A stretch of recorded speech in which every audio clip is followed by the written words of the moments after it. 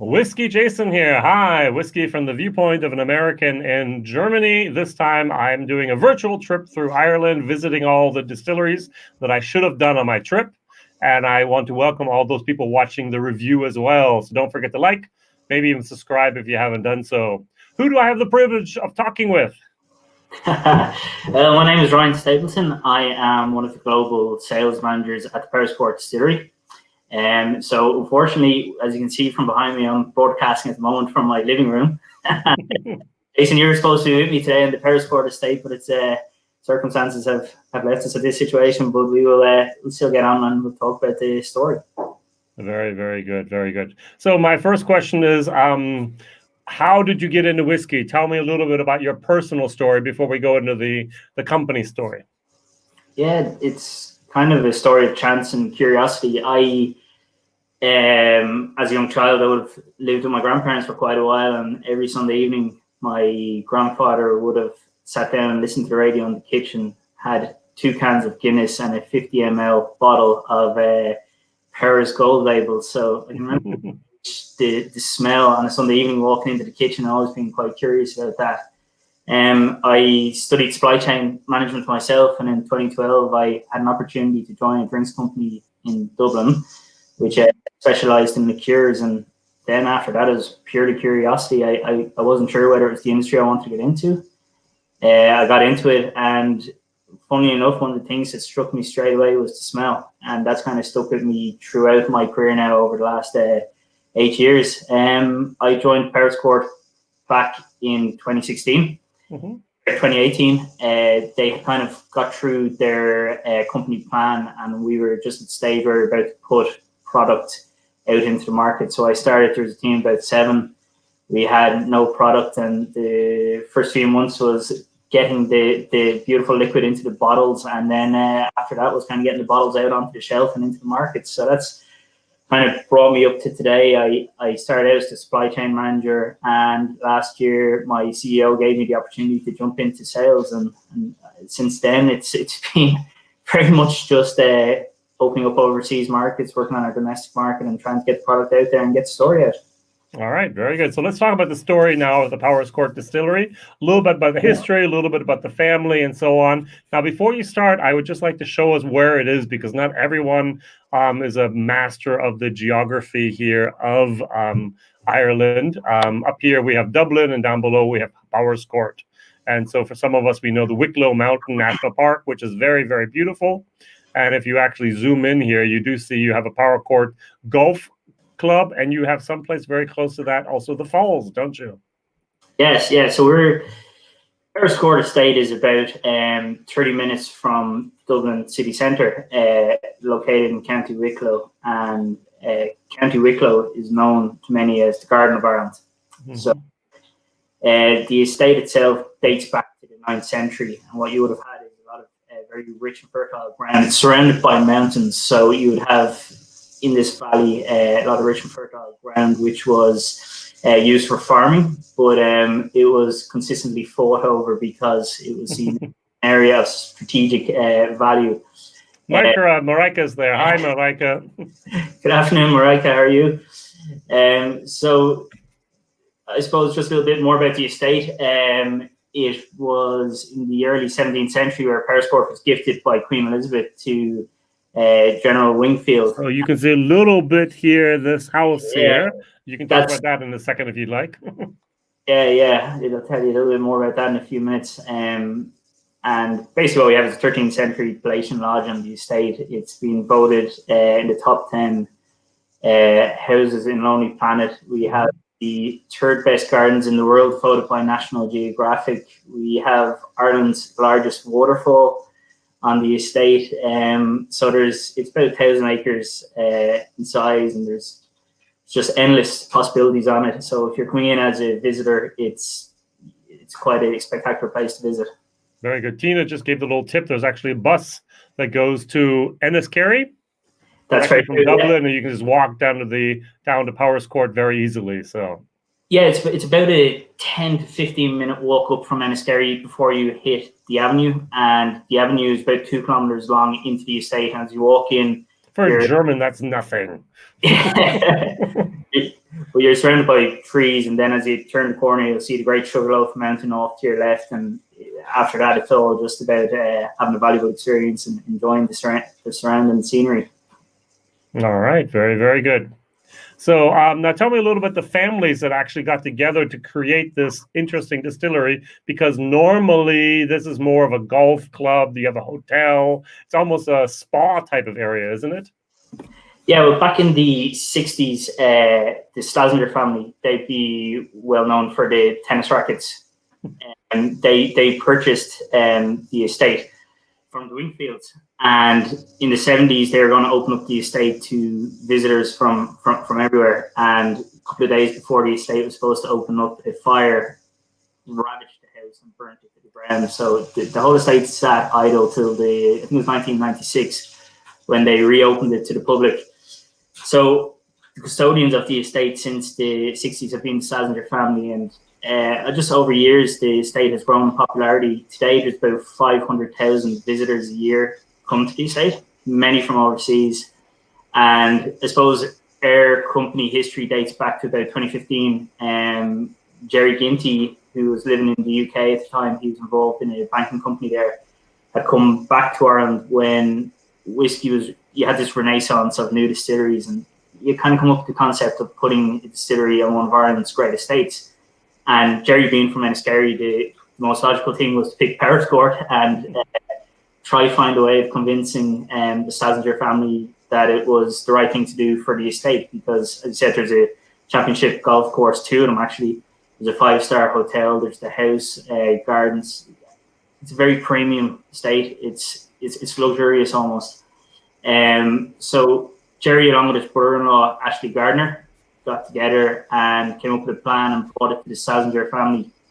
And the Slazengers, they understood what the guys were trying to do, but they wanted to bring in a little bit of experience.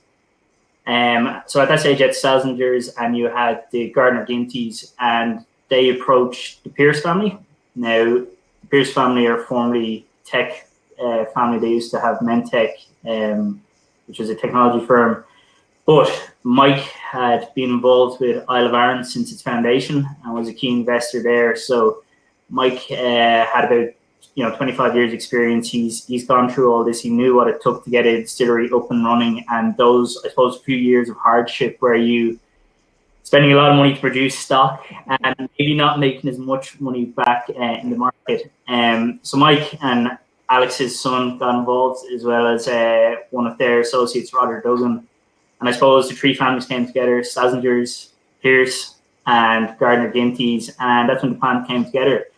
So we began. Is that the same Pierce family from the Pierce Lyons distillery in Dublin? No, and I get that question quite a lot. No, it's not the same family. No, they're not. This Pierce family, they've got involvement with the Isle of Arran distillery. That's the only, and Lag distillery now, of course. So. But the company was formed properly in 2016, and from there, basically, they got planning permission, and then in 2016 they appointed Master Distiller Noel Sweeney, who I'll get to a little bit later on. But one of the big things with the Pierce family was they wanted to bring experience to it. They understood that you could build a distillery, put a lot of money into it. But what you really needed to build a good brand and good product was an experienced distiller. And there was no one in the Irish landscape at the time that had as much experience as Noel. Wow. So with all those different elements, they were able to pull together a lot of investment, as well as we got a fund from a company called Baker Tilly here in Dublin. And in January 2018, the building started. And in June 2018, the distillery was built. We have a for sites turnkey site, which I'll get to as well a little bit later on. And in August 2018, we put in our first barrels. So in August 2021, we'll have our first Irish whiskey. Now, we won't be launching in August 2021, but it gives you an idea of where we are in the project as it stands. And last May, we opened up our visitor centre to the public. So obviously, we've had to adjust our plans with the current climate, but we're all working hard to ensure that we're getting on with it, and we're still building a brand, and we're conscious of the I suppose the difficulties many people are having at the moment. Yeah. Very, very good. So, you are fairly young, but it's a very beautiful distillery. And Yeah. now, what I would like to do is I would like to go through the whole process at the moment of how you distill. So, where do you source your grains? First of all, a little bit of malting and mashing and fermentation, distillation, maturation, and the bottling, which we have not yet come to, but will happen soon or in a few years. So, now all your products at the moment are sourced whiskeys. We'll talk about those in a moment. Let's go now to your distillery, and I'm going to change my picture if I may. Yeah. And then we have behind me now, we have these beautiful, beautiful pot stills. And if I go like this, I, you can I actually think you see got there's what it's up there's there. three of them actually. All right, so good. Tell me a little bit about where do you source your whiskey for your grain from? So we use a local malting house. So we're getting local barley from the surrounding area. We're not actually taking it from the estate, but in the future we have the possibility. To the rear of the distillery, there is a barley field, and we'll at the time evaluate whether that grain is suitable for whiskey distillation. But what I can say is, in the geographical area, that's where we source our barley, and it's from a local malting house. Okay, excellent, excellent. Now talk us a little bit through the mashing process then. Yeah. So we produce two types of Irish whiskey. We're producing malt and pot still. And just I suppose give you kind of an overview of the site itself. It's the plant itself is a turnkey site from sites, and a lot of people know that they are behind some of the best equipment. Some big brand names like Ardbeg, Glenmorangie will be using that sort of equipment. We have three 30-ton silos in the distillery room. We have a 2.5-ton mash. We have 4 fermenters, two 12,500 liters, and two 26,000 liter fermenters. We have 3 pot stills, so the largest being 13,500 liters and the smallest being 5,500 liters. So we can produce about 1 million liters of pure alcohol a year. That's roughly about plus 2 million bottles. We currently are working on two production shifts. So we start distilling, we start the process at 7 o'clock in the morning, run till 3 with shift 1, and then 3 till 11 for shift 2. And we do that about 8 to 10 times a week. So we're not quite at full capacity yet, but we're working to that. And I think if anyone comes to the plant and sees the room behind you, you'll see that there's a lot of area there for expansion should we need it, or to adapt to any changes that we might require over time. It's really being built for legacy and quality, and when we want to upscale in the future, the possibilities are there. Very, very good. So, how long do you distill, and what are your cut points? Are one of the things that we geeks always love to know. Okay, so this distillation takes place about 8 hours, and we put out at 74, kind of 77%, depending on what we're producing. At the moment, we're doing triple distillation malt. We sometimes do a little bit of double distillation, no coming from Cooley Distillery. Obviously, we've been doing double distillation, so we have the variety there of doing a combination of double and triple. Would you just leave out the intermediate, or which one do you leave out for double? It depends on the distiller's choice. They'll make that choice there. That's where the expertise is there. So they've figured that part out. Okay, excellent, excellent. So usually triple distilled, but sometimes double distilled. Now, what is the ratio between the single malt and the pot still that you're making? We usually keep it around 60-40, but there's with pot still you can also use 5% other cereals such as oats and rye. I know the guys at the moment are kind of working around that ratio of 60-40 malt to unmalted, but I'd say over time we'll start looking at different ratios there. We've got the flexibility to kind of experiment a little bit, but it's something we haven't kind of tapped into just yet. We're predominantly running malt campaigns, but we run about, I think it was 12 weeks last year we were doing pot still, and I think this year will probably be about double that. Okay, 24 weeks is about half the year. No, that's in a perfect world we'd be doing a good combination of both, but yeah, wow. Very, very good.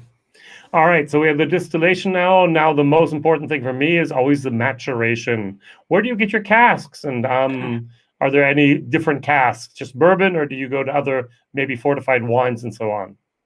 Predominantly, we're using American X bourbon casks, but we also have some red wine casks inside. We have some sherry and some muscatel. And I know what Noel predominantly does is source his casks direct from Kentucky and other sources. And also they're predominantly first fill barrels. So, but I suppose going forward, as we look to maybe innovate, we can look at additional sources. Again, one of the great things with Noel Sweeney is that he has contacts. He's been doing this for over 30 years. So you'd be surprised where experience can actually bring you to.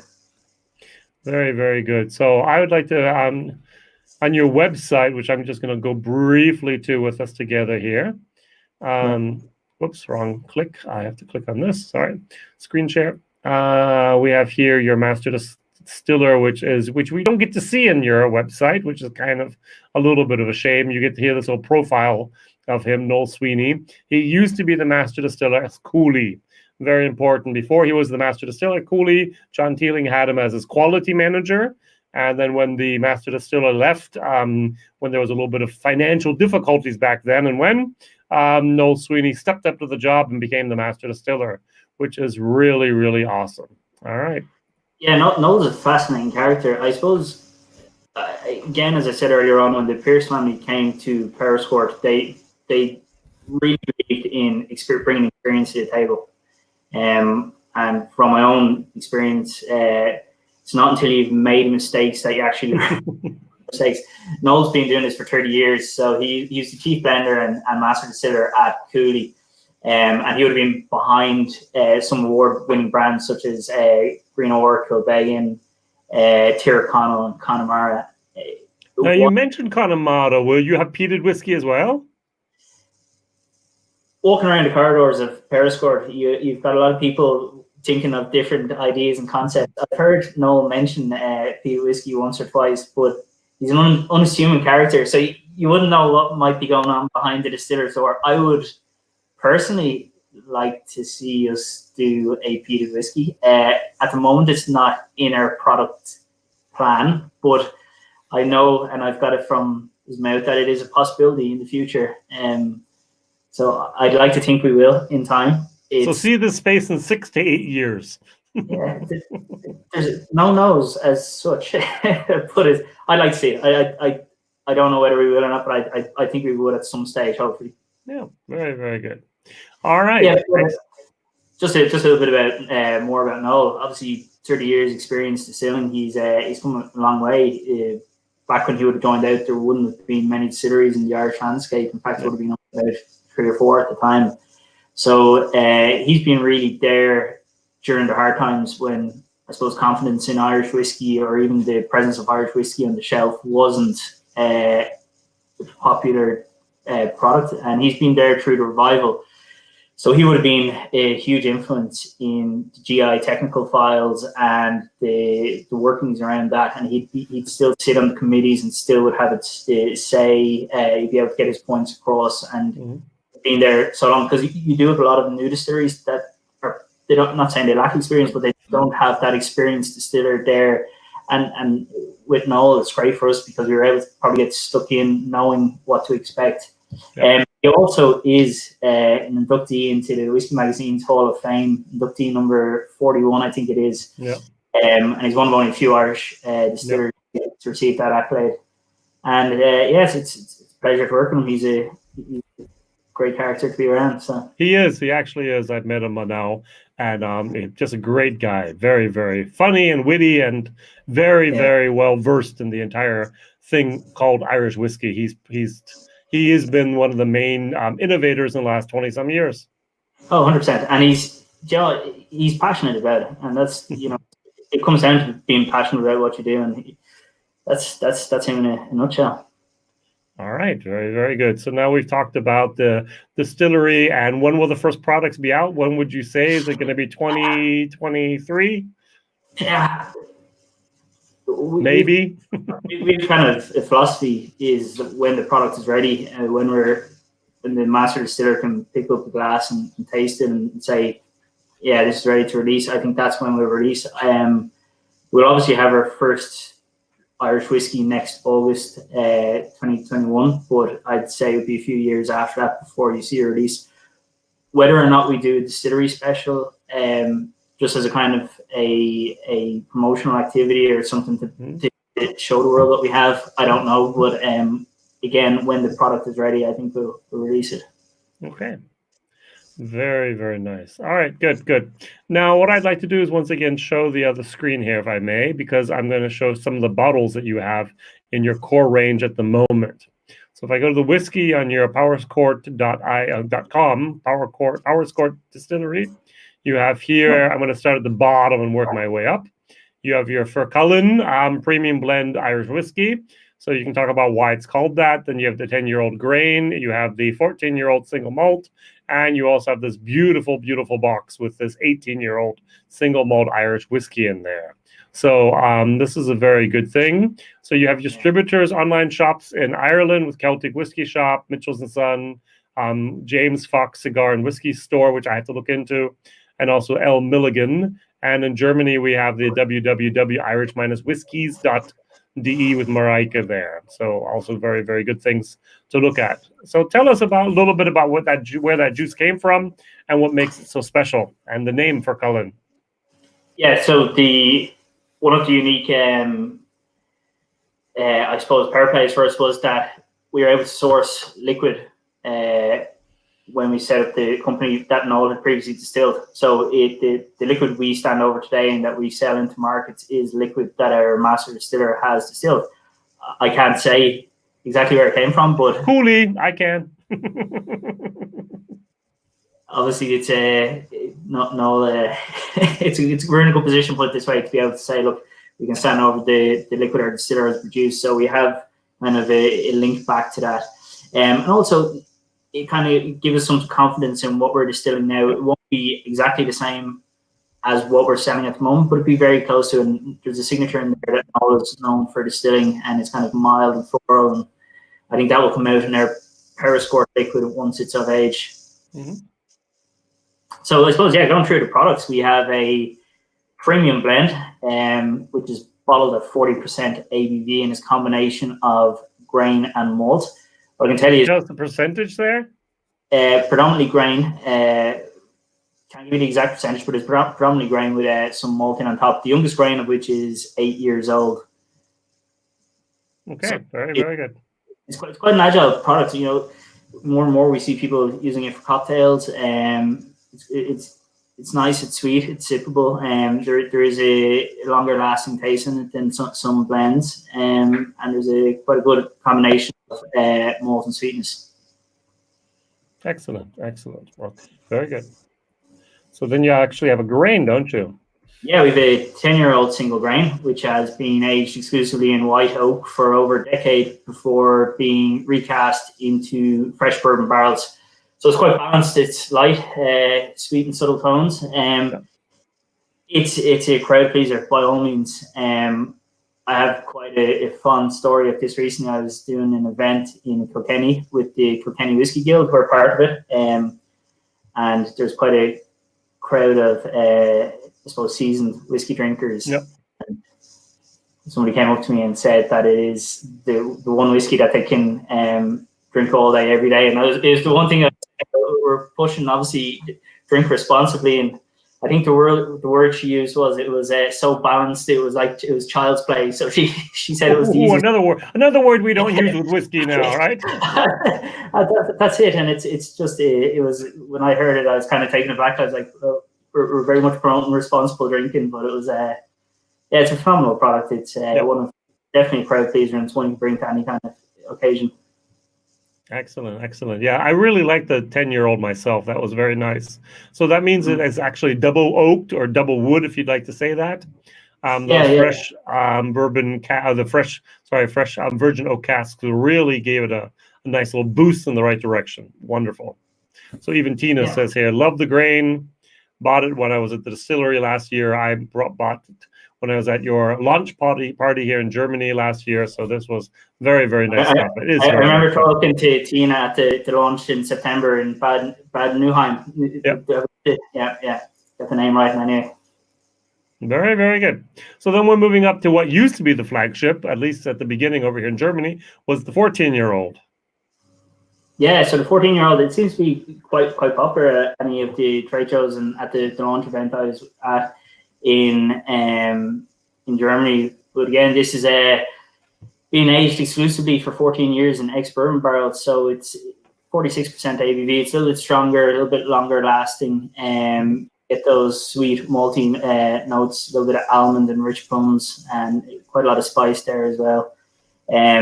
Really nice finish. It's malt to start with, and then you've got this sweet spice that lingers for some time after. Yeah, very good. Now, where does the name come from? Why don't you call it Powerscourt single malt 14-year-old whiskey? Well, the area around Powerscourt historically was known as Fair Coulon in Gaelic, and that translated into English is for Cullen, and it means men of Wicklow Hills. And I suppose if you go back to the history of the Powerscourt estate, you'll see that it's moved through times of death and revival, or trial and turbulence and revival again. And I suppose that's kind of a little bit back to the history of Irish whiskey. It's all about craftsmanship, it's about people, and it's about revival. So we thought kind of pulling the name for Cullen and then bringing in that inspiration of craftsmanship was kind of homage back to what good Irish whiskey really is. We can't launch, obviously, with a Powerscourt to be in conflict with some other brands on shelves. So. All right, very good. So my prices over here in Germany, which will make the tears come out to the eyes of the Irishmen. I'm paying 35 euros for the premium blend. I'm paying 49 euros for the 10-year-old grain, basically 70 euros for the Furcullen 14. And the flagship now is the Furcullen 18, which I can get for 110, which is mainly due to the excise taxes. Yeah, we have lower VAT in Germany. We have also much lower excise taxes than in Ireland, which makes a big difference there. Yeah. It's we're confident that with the quality of the liquid that we have, it warrants a good price point. And also the fact that it's a liquid that you can stand over your master distiller. Very good. Now, I have a Furcullen 14-year-old cask strength. This is a whiskey fair only at the Village in Nuremberg, which I got. But when will you release a real cask strength from Furcullen? Yeah, so in the pipeline at the moment, we are going to be doing one or two special releases domestically this year. They will come. One of them was supposed to come along in the summer with a selected off-trade premise, and that would probably be a little bit pushed out. And then closer to the end of the year, there will be one available online through some of our friends. So you know who they are, but I won't mention them just yet. But you'll be able to purchase that online. We might do a distillery special as well over maybe into early next year. The cask strength for Cullen. Very good. So you do have a gift shop. You do have a visitor center. You do offer tours, don't you? We do. We have a variety of tours. So we have a basic distillery tour where you can come in and you'll be brought into the old mill house of the estate. I haven't actually touched on the mill house. That's the building you had behind you originally. I will put it back up. 1 second, please. Yeah. So got it. Yeah. So if you behind you is the old wrong direction, so we can go this way. So it's the old mill house, and that dates back to the 1700s. So that was the mill house for the estate, and you can see just above your head there. There's a bell. That bell would be rung to herald in the workers from the farm area. But as you come into the distillery, if you turn right, we have the original mill works that's still visible underground. So we offer two different distillery tours. One is of the visitor center and the plant, and then we do a more in-depth tour, which will bring you into the maturation warehouse, and I'll talk a little bit about the maturation process. But also you'll have tastings in both options. And then we have a corporate package there as well for maybe groups that want to come in and have a little bit more of an in-depth experience, and that can be tailored depending on what the group requires. Okay. Very, very interesting. How big are the groups, and what would be the biggest size of the group that you can actually accommodate? I think in the general tours it's around 15 people maximum, but I think from a corporate point of view that can be tailored again. We can have a larger group, and that can be split up into two groups at a time, and you can do a larger tasting in some of our rooms upstairs. Okay, excellent. We actually have 5 tasting rooms at the moment as well, so it's that's a lot actually. A variety of space that can be used. Okay, very good. And you also have something called a cask program. Could you fairly briefly mention that? Yeah, so we have a cask program which is 397 casks. That's a very unique number. Yeah, so on the estate of Powerscourt, we have Ireland's largest waterfall, Powerscourt waterfall, and that's 397 feet. So it was well put together. So we have 397 casks available, and the way in which the program works is you'll get a 200-liter triple distilled cask of American white oak ex-bourbon. That will be cast at 65% ABV. Purchase into the cask, it's €7,800, and we will hold cask on site in their Bondi warehouse for 10 years. It's the first cask release Noel's ever done, so it's in that sense it's quite a unique experience. And then as part of that as well, you get to come back each year. You'll have 10-year membership, so you'll come back and you can try your cask each year, see the evolution of it. And you'll also get a stay in the hotel, and you'll become a member of our cask program, which will give you a discount to shop within the VC. Very good. And you get to play, I think, 4 rounds of golf as well. Yeah, a few other interesting things there. Very, very nice. So I now, together with Marijke from irishwhiskies.de, we own cask number 299. I'm doing a little bit of a cash share program with that, which means I divided virtually up into 30 different shares, and I own basically 8 shares. Marijke owns 8 shares.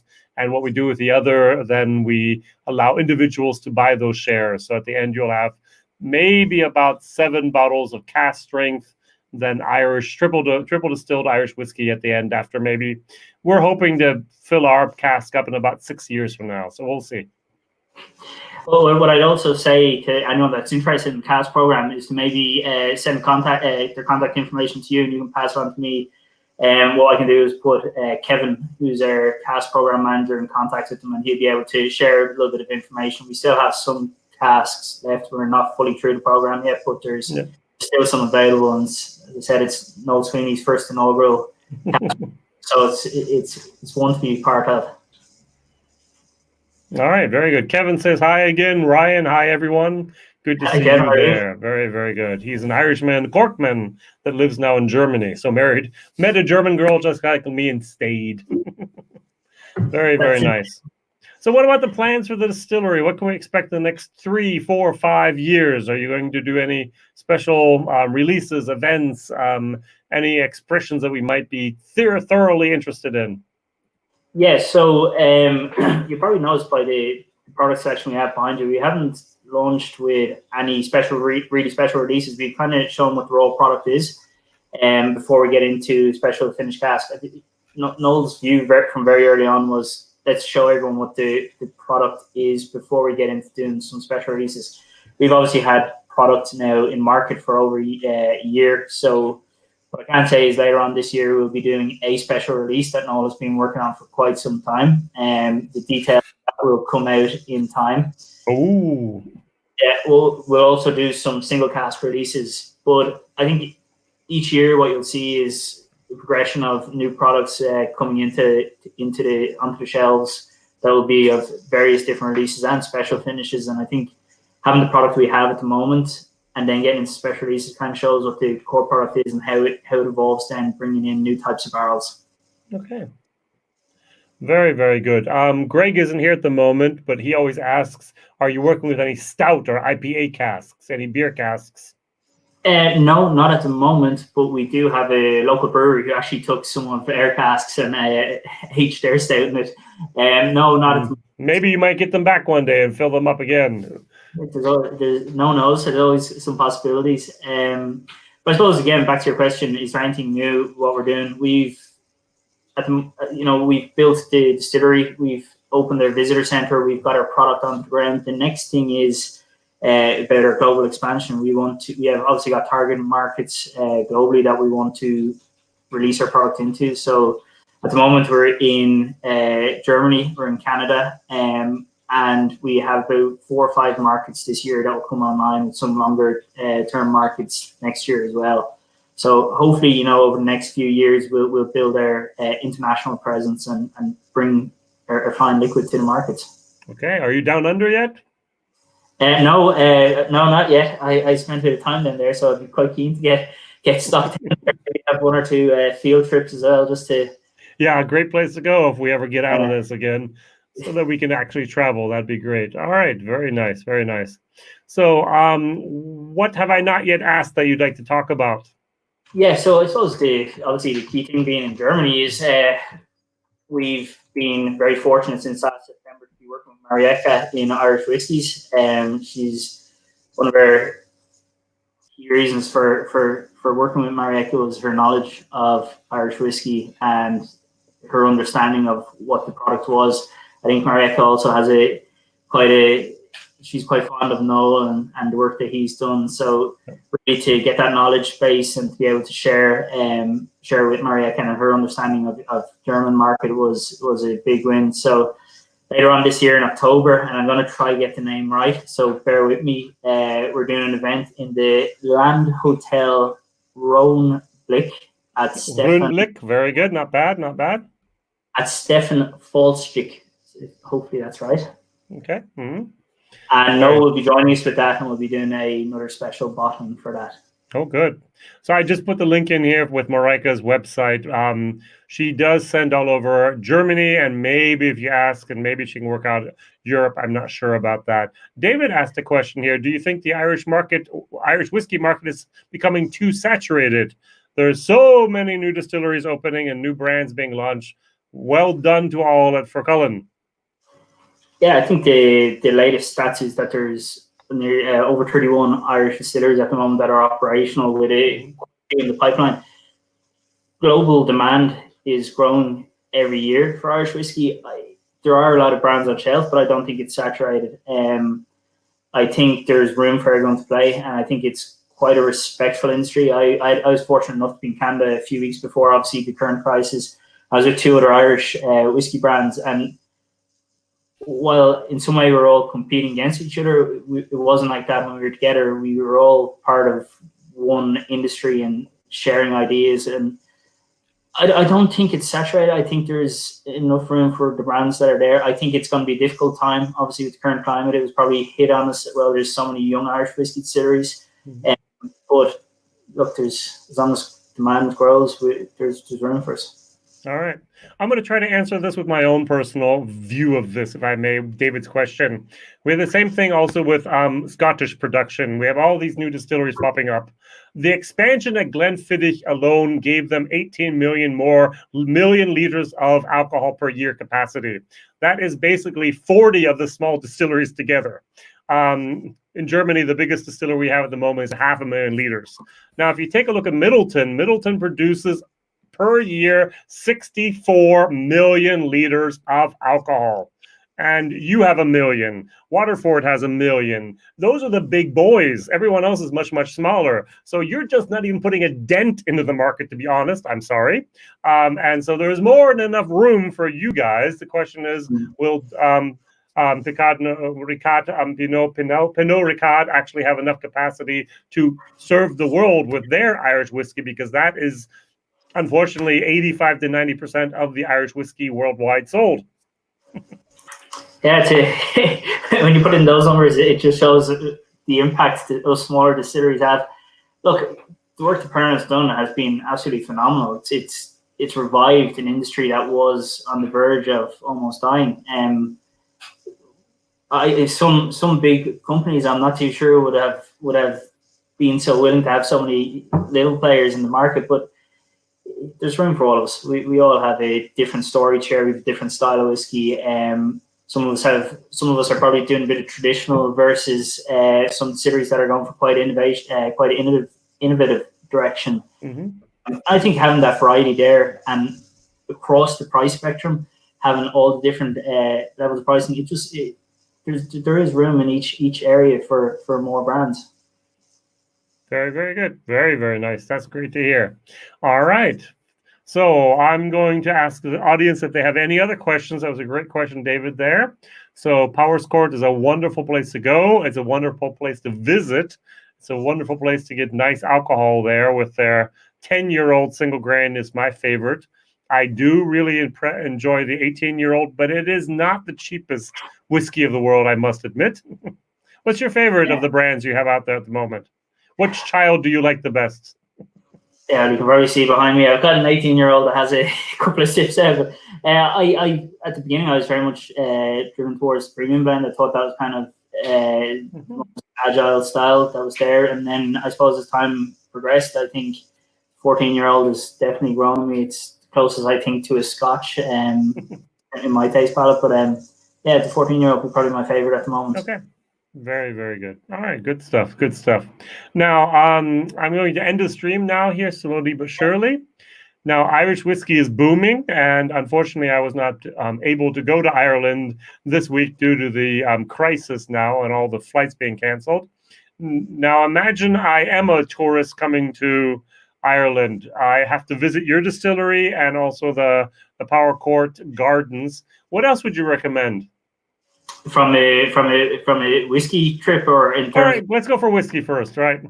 Oh, you'd have to start out in the city centre and visit the Palace Bar and the Dingle Whiskey Bar, and then a trip down to the Irish Whiskey Museum, followed by a drop into James Fox's next door to the Whiskey Museum, then across to El Mulligan's, Mitchell's, Celtic Whiskey Store, trip up to Johnny Fox's pub, the highest pub in Ireland, then down to Powerscourt, and then work our way down the coast to some of the other beautiful distilleries that are opening. So it's there's plenty to see, plenty to do. And what you'll find with most of the distilleries is they're opening up in areas of beautiful scenery as well. So I think going forward, we had 1 million visitors last year to Irish Whiskey Distilleries. I'm fairly confident that in a couple of years' time, you'll see really good tailored packages for doing a whiskey week in Ireland and getting the full experience. There's nice distilleries opening up in Donegal, Slieve. There's Are you part of the whiskey trail? There is such thing as an Irish whiskey trail, and planning or actually commissioned, I'm not sure.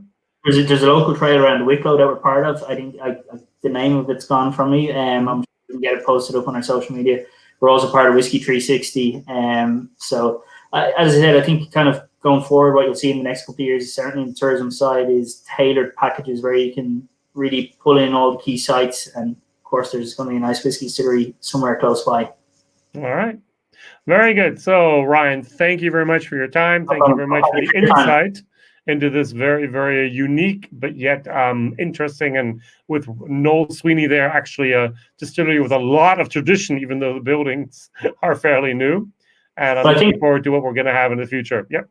Yeah, the next time you're over, we can try to do something with Noel in it and live stream from the distillery if that's suited. Maybe even show with your cast in the background or something along those lines. Would be great. Oh, I'd love it. And just for anyone looking to purchase at the moment online, Marieka's site, irishwhiskies.de, obviously has our full range there, and I think there's a promotion for the month of April that you can get a free piece of glassware. All right, very, very good. All right, WhiskyJason here, whiskey from the viewpoint of American, together today with Ryan Stapleton from the Powerscourt Distillery. All the best. Bye-bye. Bye.